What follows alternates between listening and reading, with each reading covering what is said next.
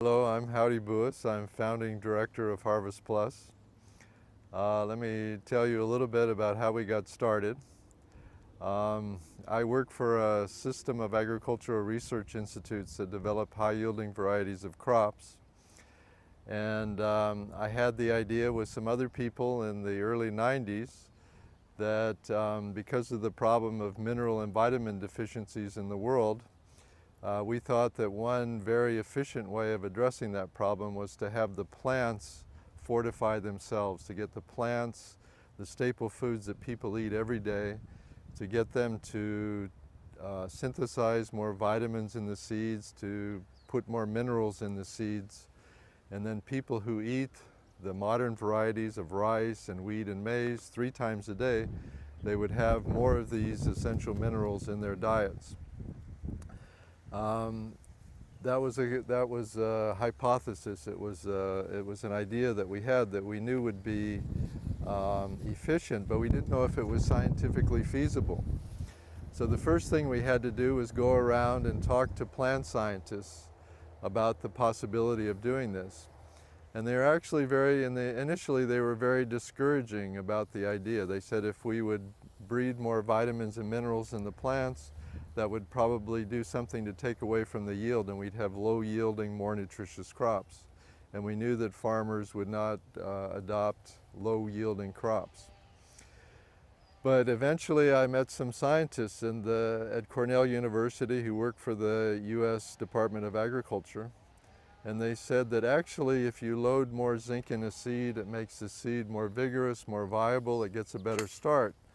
The plants need these minerals as much as people do for the plant nutrition. Actually, you can get a boost in yields by putting more zinc in the seed.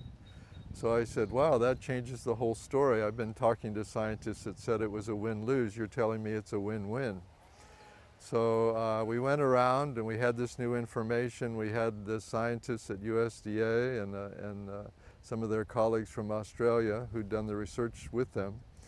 And we explained that we could do something to improve agricultural productivity at the same time improve human nutrition. And so that really gave us our start.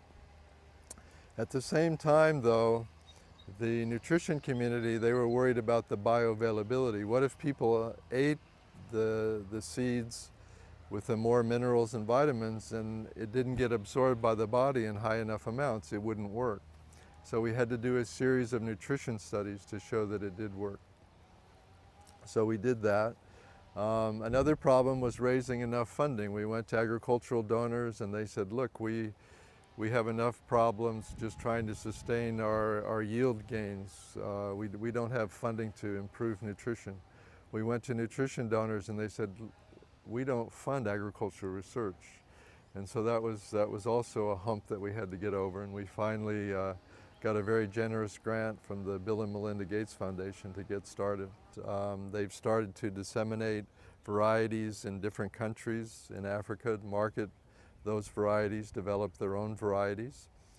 We're also getting NGOs involved in introducing biofortified crops into their programs. We have an effort within Codex to develop standards for biofortified crops. When you label something as biofortified, we want to ensure that they meet certain levels of the nutrients in the crops. We need to get international financial institutions such as the World Bank to make loans and grants that include funding for the scaling up of biofortified crops.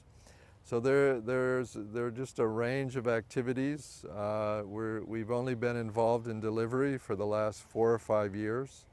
We're learning what works, what doesn't work, and so I can't really say that there's any one key activity or constraint that we're facing. We have to operate on a fairly broad